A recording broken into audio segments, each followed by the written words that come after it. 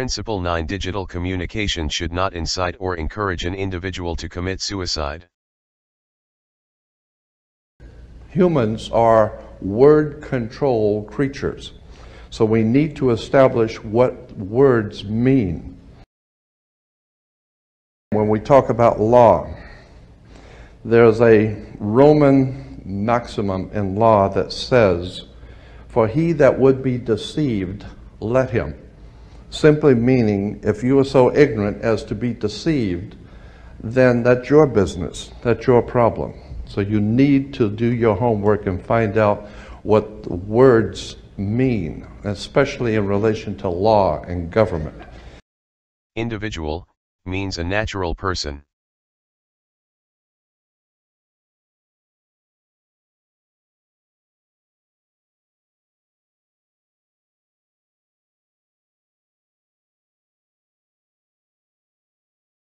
Government Bill 168-3. As reported from the Committee of the Whole House. Key to symbols used. Text inserted.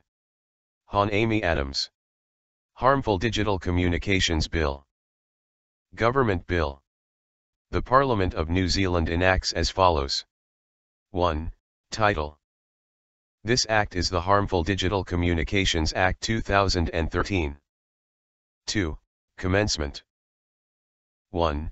Sections 19 to 20b and Part 2 come into force on the day after the date on which this Act receives the royal assent. 2.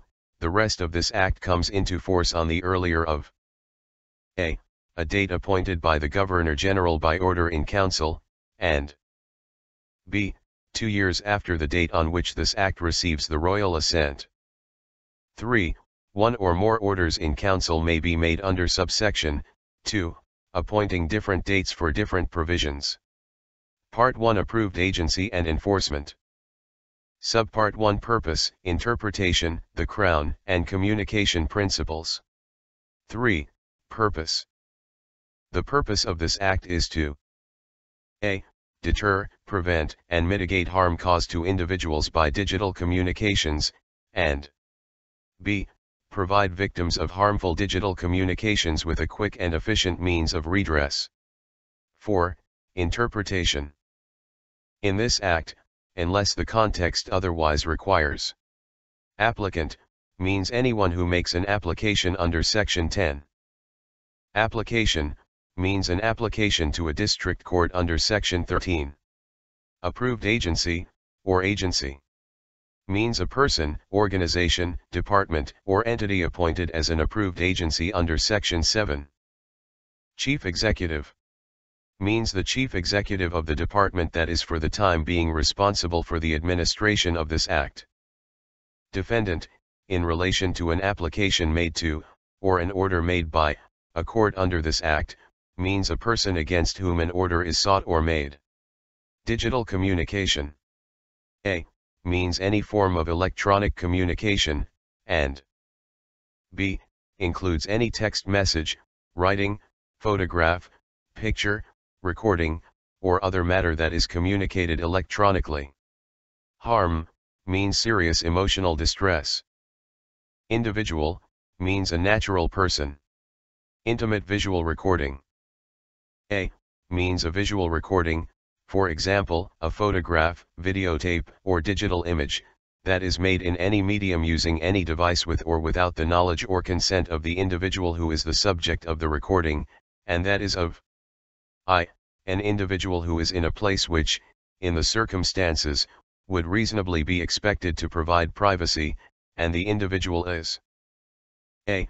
Naked or has his or her genitals, pubic area, buttocks, or female breasts exposed, partially exposed, or clad solely in undergarments, or b. Engaged in an intimate sexual activity, or c. Engaged in showering, toileting, or other personal bodily activity that involves dressing or undressing, or 2. An individual's naked or undergarment-clad genitals, pubic area, buttocks, or female breasts which is made a. From beneath or under an individual's clothing, or b. through an individual's outer clothing in circumstances where it is unreasonable to do so, and b.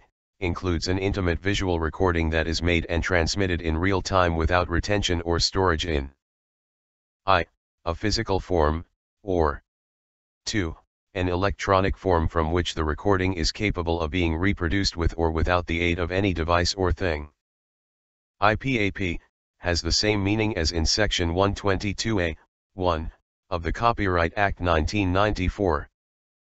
Minister means the Minister of the Crown who, under the authority of any warrant or with the authority of the Prime Minister, is for the time being responsible for the administration of this Act. Online content host, in relation to a digital communication, means the person who has control over the part of the electronic retrieval system, such as a website or an online application, on which the communication is posted and accessible by the user. Posts a digital communication. A means transfers, sends, posts, publishes, disseminates, or otherwise communicates by means of a digital communication. I. any information, whether truthful or untruthful, about the victim, or 2. an intimate visual recording of another individual, and b. includes an attempt to do anything referred to in paragraph A. C. Professional leader has the same meaning as in Section 120 of the Education Act 1989. Registered school has the same meaning as in Section 2, 1, of the Education Act 1989. 5. Act binds the Crown. This Act binds the Crown. Communication principles. 6. Communication principles. 1. Communication principles are: Principle 1. Digital communication should not disclose sensitive personal facts about an individual. Principle 2. Digital communication should not be threatening, intimidating, or menacing. Principle 3. Digital communication should not be grossly offensive to a reasonable person in the position of the affected individual. Principle 4. Digital communication should not be indecent or obscene. Principle 5. Digital communication should not be used to harass an individual. Principle 6. Digital communication should not make a false allegation. Principle 7. Digital communication should not contain a matter that is published in breach of confidence. Principle 8. Digital communication should not incite or encourage anyone to send a message to an individual for the purpose of causing harm to the individual. Principle 9. Digital communication should not incite or encourage an individual to commit suicide. Principle 10. Digital communication should not denigrate an individual by reason of his or her color, race, ethnic or national origins, religion, gender, sexual orientation, or disability. 2. Performing functions or exercising powers under this Act, the approved agency and courts must a. take account of the communication principles, and b. act consistently with the rights and freedoms contained in the New Zealand Bill of Rights Act 1990. Subpart 2. Enforcement Provisions. Approved Agency. 7. Approved Agency. 1. The Governor-General may, by order in Council made on the recommendation of the Minister, a. appoint as the approved agency for the purpose of this Act. I. Any person or organization. 2. Any department. 3. Any Crown entity. b. Prescribe the functions of the approved agency that are in addition to the functions specified in Section 8, 1, and are related to the purpose of this Act. c. Prescribe any reporting requirements, accountability measures, or other terms or conditions that the approved agency must comply with. 2. Before recommending the making of an order in Council under subsection 1, the Minister must be satisfied that the appointee has the appropriate knowledge, skills, and experience to carry out some or all of the functions of the approved agency under this Act. 3. The approved agency holds office for the term specified in the order made under subsection 1. 4. A person is not to be regarded as being employed in the service of the Crown for the purposes of the State Sector Act 1988 or the Government Superannuation Fund Act 1956 solely because of his or her appointment as the approved agency. 5. The approved agency is subject to the Ombudsman Act 1975, the Official Information Act 1982, and the Public Records Act 2005 in respect of functions that the agency or any delegate of the agency performs under this act. 8. Functions and powers of approved agency. 1. The functions of the approved agency are: a. To receive and assess complaints about harm caused to individuals by digital communications. b. To investigate complaints. c. To use advice, negotiation, mediation, and persuasion, as appropriate, to resolve complaints. d. To establish and maintain relationships with domestic and foreign service providers, online content hosts, and agencies, as appropriate, to achieve the purpose of this act. e. To provide education and advice on policies for online safety and conduct on the Internet. f. To perform the other functions conferred on it by or under this act, including functions prescribed by order in council made under Section 7. 2. The agency may, subject to any other enactment, seek and receive any information that the agency considers will assist it in the performance of its functions. 2a. The agency may refuse to investigate, or cease investigating, any complaint if the agency considers that a. The complaint is trivial, frivolous, or vexatious, or b. The subject matter or nature of the complaint is unlikely to cause harm to any individual, or c. The subject matter or nature of the complaint does not contravene the communication principles. 3. The agency may decide not to take any further action on a complaint if, in the course of assessing or investigating the complaint, it appears to the agency that, having regard to all the circumstances of the case, any further action is unnecessary or inappropriate. 4. If the agency decides not to take any further action on a complaint, it must notify the complainant of the right to apply to the district court for an order under this act. 8a. Power of approved agency to delegate. 1. Subject to the approval of the minister, the approved agency may delegate to any person or organization any of its functions and powers except this power of delegation. 2. Before delegating any functions or powers, the approved agency must be satisfied that the delegate has the appropriate knowledge, skills, and experience to carry out those functions or powers. 3. A delegation a. Must be in writing, and b. Is subject to any restrictions and conditions specified by the approved agency that it thinks fit, including conditions that relate to the approved agency's obligations under Section 7, 5, and c. Is revocable at any time, in writing, and d. Does not prevent the performance or exercise of a function or power by the approved agency. 4. A person or organization performing or exercising any delegated functions or powers may perform and exercise them in the same manner and with the same effect as if they had been conferred directly by this act and not by delegation. 5. A person or organization who acts under a delegation given under this section is presumed to be acting in accordance with its terms in the absence of evidence to the contrary. 6. Any action or decision of a delegate under the delegation is treated as an action or decision of the approved agency under this act. 7. A delegate must comply with all reasonable requests or requirements of the approved agency for the purpose of enabling the agency to comply with the Ombudsman Act 1975, the Official Information Act 1982, and the Public Records Act 2005 in respect of functions to which the delegation applies. 9. Protection for employees of approved agency. 1. This section applies if the approved agency is not a department or crown entity. 2. If this section applies, no civil action lies against any employee of the agency, or against any employee of a delegate of the agency, for any act done or omitted by the agency, or by the delegate, or by him or her, in good faith in the performance or intended performance of the functions, duties, or powers of the agency. 3.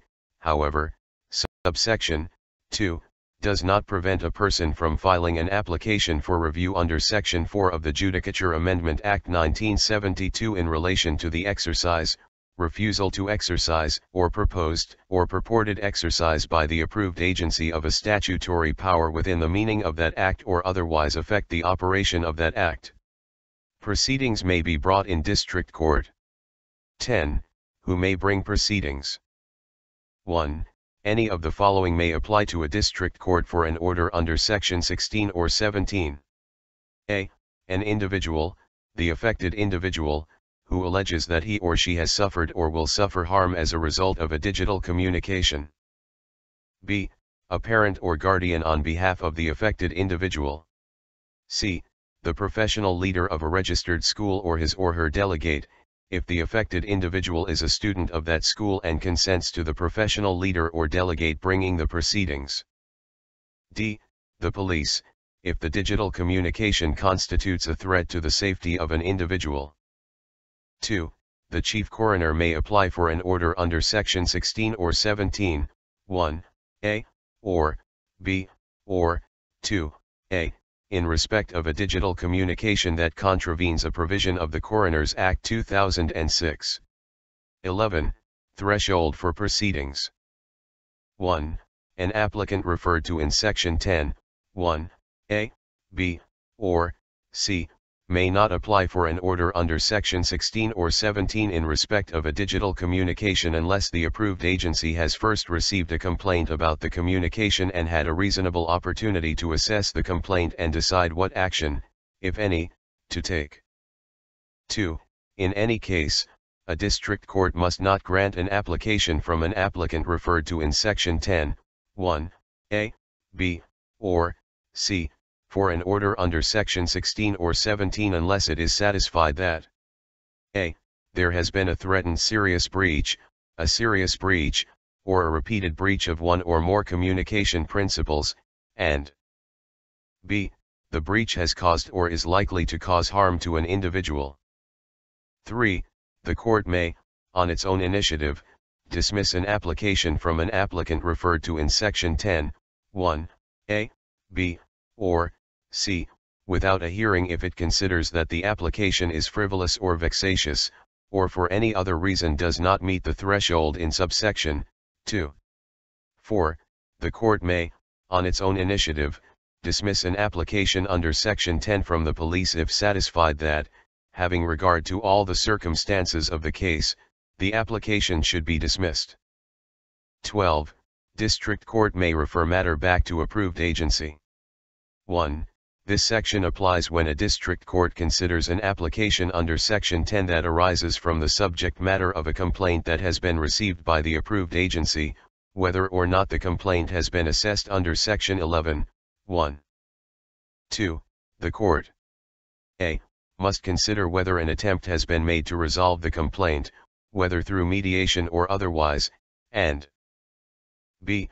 may adjourn the proceeding and refer the matter back to the approved agency unless satisfied that attempts at resolution, or further attempts at resolution, of the matter by the parties and the agency I. will not contribute constructively to resolving the matter, or 2. will not, in the circumstances, be in the public interest, or 3. will undermine the proceedings before the court. 1-2a. Court may require approved agency to provide information. 1. A district court or any registrar or deputy registrar of the court may require the approved agency to provide information for the purposes of satisfying the court of any matters referred to in Sections 11 and 12. 2. The approved agency must provide the information in the form, if any, prescribed by rules of court. Procedure. 13. Applications. 1. Applications for any orders under Section 16 or 17 must a. be filed in a district court, and b. be in the prescribed form, if any. 2. The court may give directions as to service and, if the court considers it appropriate to do so in the circumstances, having regard to the principles of natural justice, the court may consider an application made on a without notice basis. 3. No filing fee is payable for an application. 14. Mode of hearing and evidence. 1. The court must, having regard to the circumstances of the particular case, direct that an application be determined. A. Just on the basis of written material provided to it, or b. By way of a hearing involving oral submissions. 2. The court may deal with an application in any manner that it thinks will preserve the anonymity of a party so that the party's identity is not released to any other party during the proceedings. 3. The court must give reasons for any decision it makes in the proceedings. 3a. The decision, including the reasons, must be published. 4. Subsections 3 and 3a are subject to subsection 2. 5. The court may receive any evidence or information that may in its opinion assist it to deal effectively with any proceedings under this Act, whether or not the evidence or information would be otherwise admissible in a court of law. 15. Technical advisors. 1. A district court or the High Court, as the case may be, may appoint a technical advisor to assist it in considering and determining an application for an order under Section 17 or any appeal under Section 72 of the District Courts Act 1947. 2. The duties of a technical advisor are a. To sit with the court, and b. Subject to subsection 4, to act in all respects as an extra member of the court. 3. The court or any registrar or deputy registrar of the court must appoint a technical advisor if the court is considering an application for an order under Section 17, 2a, or b, or 2a, or 3a. 4. The judge may give any weight to the technical advisor's advice that the judge thinks fit, and the judge alone must determine the application or appeal. 5. The minister must maintain a panel of persons who may be appointed under the section as technical advisors, and only persons named on the panel may be appointed under the section as technical advisors. 5a. A technical advisor may be appointed to the panel for up to 5 years, and the appointment continues until a. The person is reappointed, or b. A successor to the person is appointed, or c. The person is informed in writing by the minister that the person is not to be reappointed and that a successor to that person is not to be appointed, or d. The person resigns by notice in writing to the minister, or e. The person is removed from the panel by the minister for incapacity that affects the person's performance of duty, for neglect of duty, or for misconduct, proved to the satisfaction of the minister, or f. The person dies. 6. The chief executive must pay technical advisors the remuneration and allowances determined from time to time by the minister. 16. Interim orders. 2. A district court may, if the court considers it is desirable to do so, grant any interim orders pending the determination of the application for orders under Section 17. 3. An interim order under this section may do anything that may be done by order under Section 17 and expires when the application under that section is determined. 17. Orders that may be made by court. 1. The district court may, on an application, make one or more of the following orders against a defendant. A. An order to take down or disable material. B.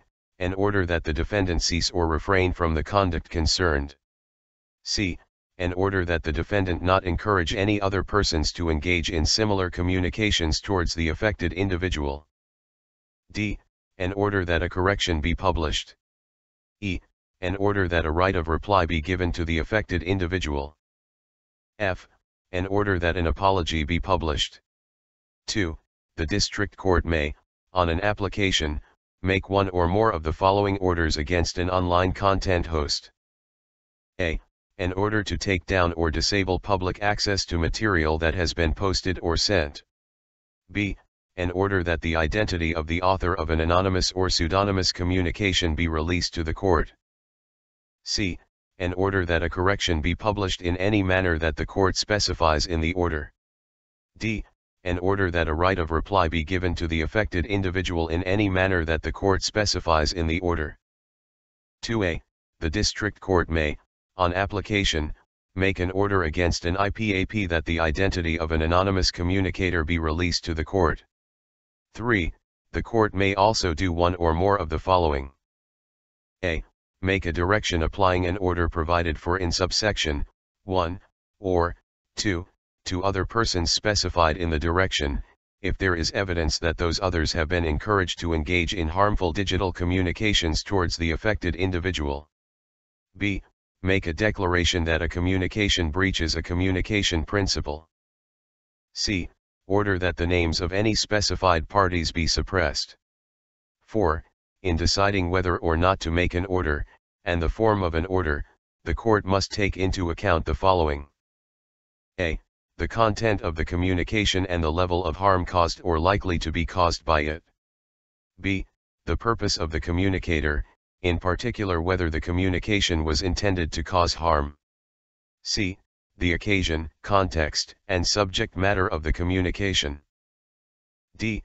The extent to which the communication has spread beyond the original parties to the communication. E. The age and vulnerability of the affected individual. F. The truth or falsity of the statement. G. Whether the communication is in the public interest. H. The conduct of the defendant, including any attempt by the defendant to minimize the harm caused. I. The conduct of the affected individual or complainant. J. The technical and operational practicalities, and the costs, of an order. K. The appropriate individual or other person who should be subject to the order. 5. In doing anything under this section, the court must act consistently with the rights and freedoms contained in the New Zealand Bill of Rights Act 1990. 17a. Court may vary or discharge order. 1. Any applicant who obtains an order under Section 16 or 17 or any other party to that order may apply for an order under subsection 2. 2. The district court may, by order, do any of the following things to an order made under Section 16 or 17. A. Vary the duration of the order. B. Vary any conditions of the order. C. Discharge the order. 3. The court may make an order referred to in subsection 2, A, or B, on its own initiative, whether or not an application is made. Offenses.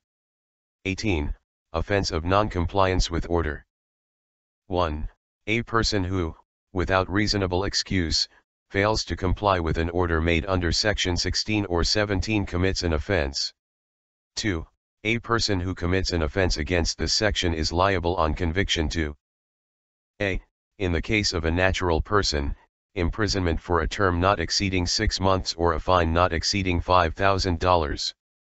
B. In the case of a body corporate, a fine not exceeding $20,000. 19.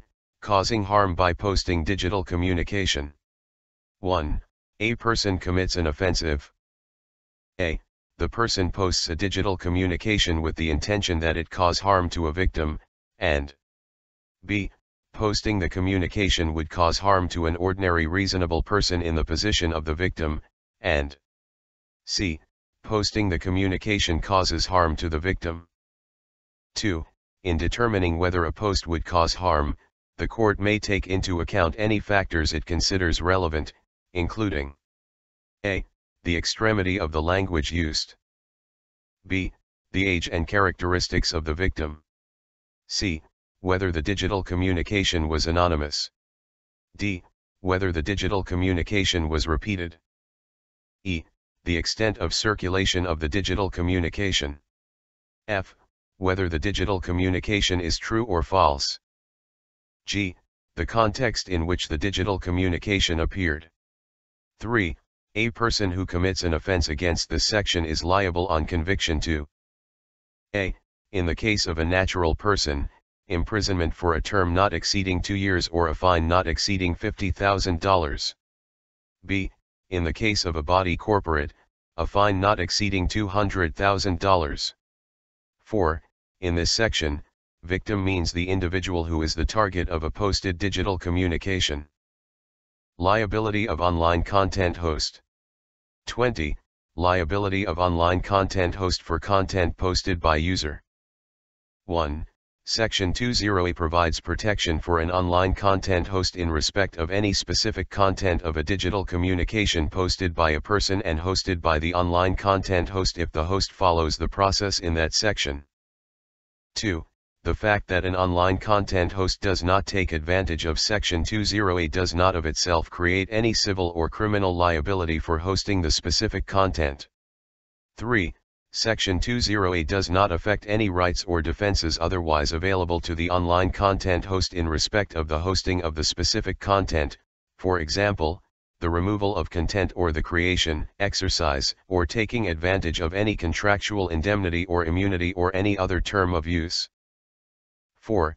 This section is subject to Section 20B, 5. 20A, process for obtaining protection against liability for specific content. 1. No civil or criminal proceedings may be brought against an online content host in respect of the content complained of, the specific content, if the online content host a. receives a notice of complaint about the specific content, and b. complies with subsection 2. 2. The requirements of this subsection are that host to notify author of complaint. A. The online content host must, as soon as practicable but no later than 48 hours after receiving a notice of complaint. I. Provide the author of the specific content with a copy of the notice of complaint, altered to conceal personal information that identifies the complainant if the host has received confirmation that the complainant does not consent to the host providing that information to the author, and 2. Notify the author that the author may submit a counter notice to the host within 48 hours after receiving that notification. B. If the host is unable to contact the author, for example, because the identity of the author is unknown, after taking reasonable steps to do so, the host must take down or disable the specific content as soon as practicable after taking those steps but no later than 48 hours after receiving a notice of complaint. Author's counter notice consenting to removal of content. C.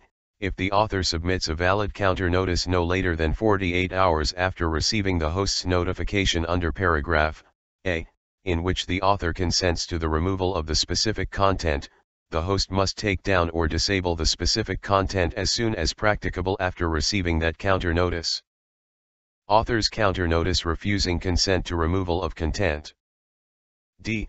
If the author submits a valid counter notice no later than 48 hours after receiving the host's notification under paragraph A, in which the author refuses to consent to the removal of the specific content, the host must leave the specific content in place and, as soon as practicable after receiving that counter notice, I.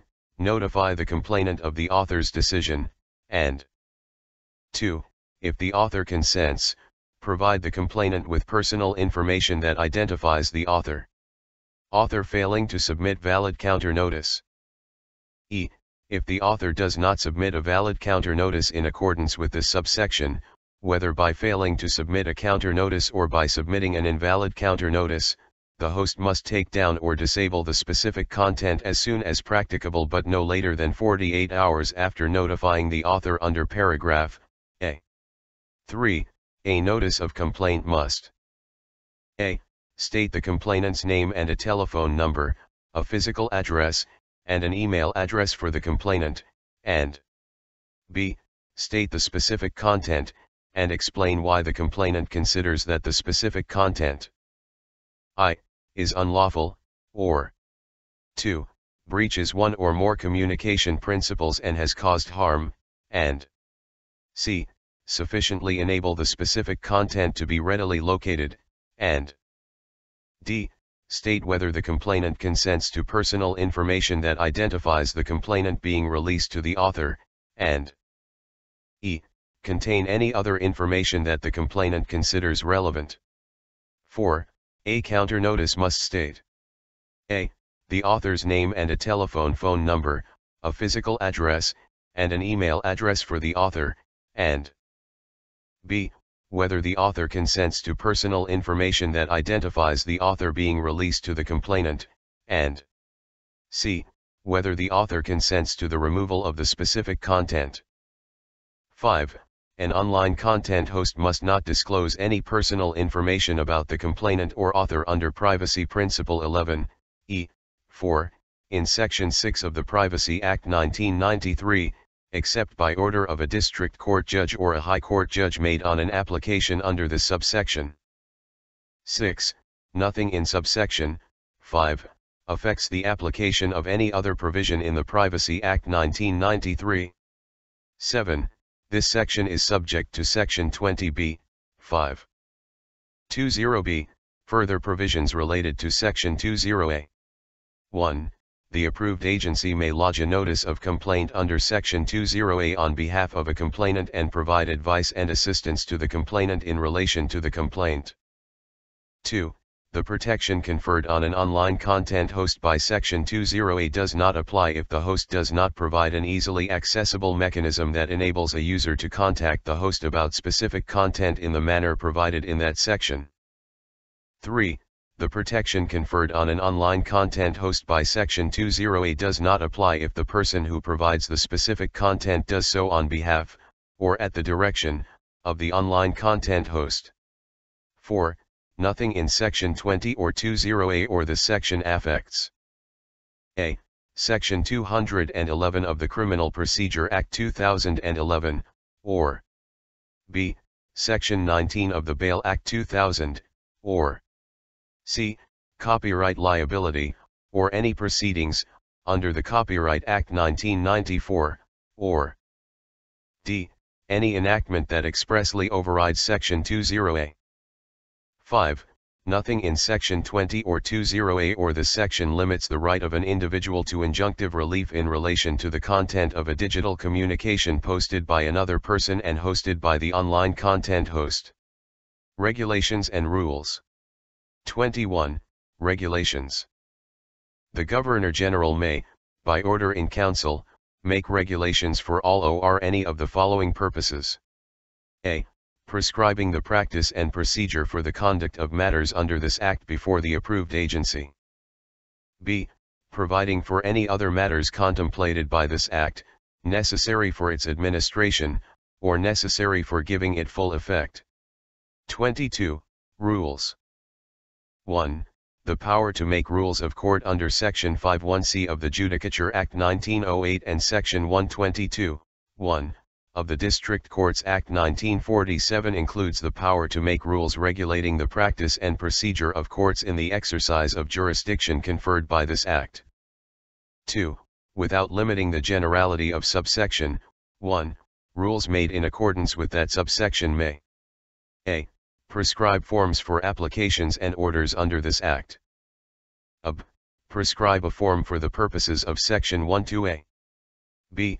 Prescribe the practice and procedure for the conduct of matters under this Act before the District Court. 22a. Consequential amendments to other acts. Amend the acts specified in the schedule as set out in that schedule. Part 2. Amendments to other acts concerning use of digital communications. Subpart 1 Crimes Act 1961. 23. Principal Act. This subpart amends the Crimes Act 1961. 24. Section 179 amended, aiding and abetting suicide. In Section 179, insert as subsections 2 and 3. 2. A person commits an offense who incites, counsels, or procures another person to commit suicide, even if that other person does not commit or attempt to commit suicide in consequence of that conduct. 3. A person who commits an offense against subsection 2 is liable on conviction to imprisonment for a term not exceeding 3 years. Subpart 2 Harassment Act 1997. 25. Principal Act. This subpart amends the Harassment Act 1997. 26. Section 3 amended, meaning of harassment. After Section 3, 2, insert 3. For the purposes of this Act, a person also harasses another person if a. He or she engages in a pattern of behavior that is directed against that other person, and b. That pattern of behavior includes doing any specified act to the other person that is one continuing act carried out over any period. 4. For the purposes of subsection 3, continuing act includes a specified act done on any one occasion that continues to have effect over a protracted period, for example, where offensive material about a person is placed in any electronic media and remains there for a protracted period. 27. Section 4 amended, meaning of specified act. 1. In Section 4, 1, d, after correspondence, insert electronic communication. 2. After Section 4, 1, e, insert ea, giving offensive material to a person by placing the material in any electronic media where it is likely that it will be seen by, or brought to the attention of, that person. 28. Section 19 amended, standard conditions of restraining orders. After Section 19, 1, insert 1a, it is a condition of every restraining order that applies to a continuing act within the meaning of Section 3 that the respondent must take reasonable steps to prevent the specified act from continuing. Subpart 3 Human Rights Act 1993. 29. Principal Act. This subpart amends the Human Rights Act 1993. 30. Section 61 amended, racial disharmony. 1.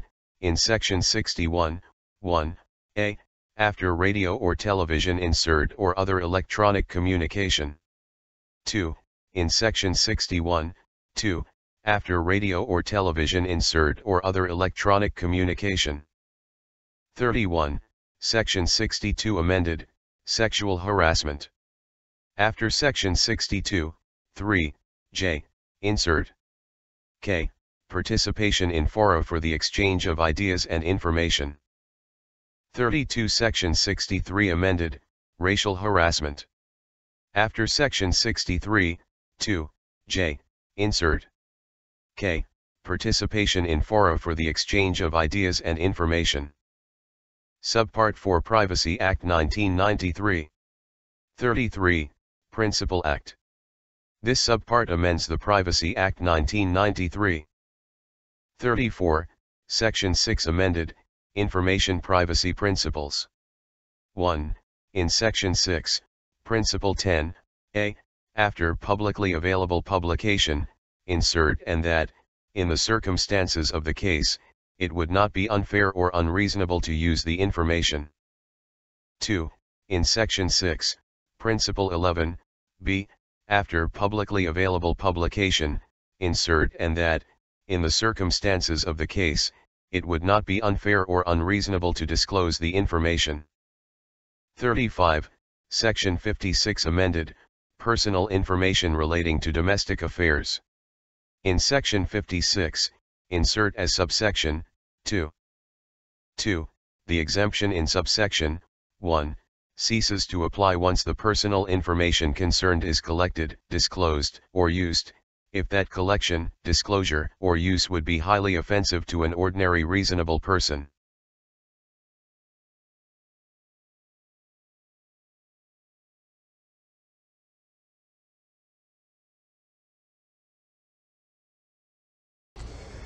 Understanding law and the words of law, there are two things that this planet has: water and earth, water and land. Consequently, there are two kinds of law: the law of the land and the law of water.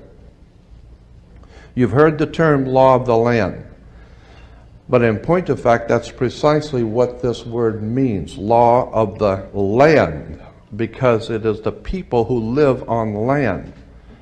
And that is opposed to something else called the law of the high seas, or the law of water. You need to understand the difference. The law of water is referred to as the law of money. It doesn't matter what color you are, where you're from, or where you live. Money is money. And anytime you're doing banking or using money, you are now under the law of water, maritime admiralty.